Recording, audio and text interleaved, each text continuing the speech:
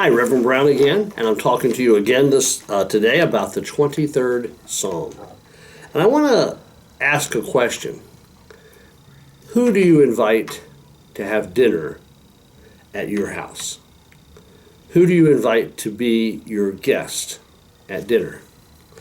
The 23rd Psalm has a very fascinating line. It says, "You prepare a table before me in the presence of my enemies."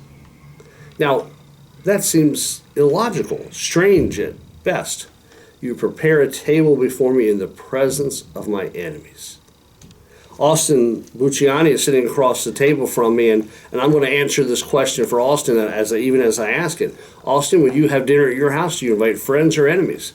You invite friends, yeah. You don't usually invite your enemies.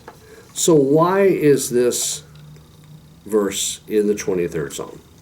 Let me give you two suppositions and then tell you which one I like best. One writer commented that we have a table before our enemies so that they can be envious of us. They can see how much we have and that we're not lacking, or that we're not afraid, and that we have plenty, and that they can look at us and say, "Man, I wish we had that steak like they have. I just have old rubbery chicken." That's okay. And it could be absolutely right. But I don't like that one. Here's the one that I like. That when we have a table in the presence of our enemies, we have the opportunity to turn our enemies into our friends. Maybe as a Christian or as a person of faith, Jewish or whatever type of faith we have, what we should do is invite that person to sit down with us, that enemy to sit down with us at our table, to talk with them, to get to hear their story, to understand them far better than we do.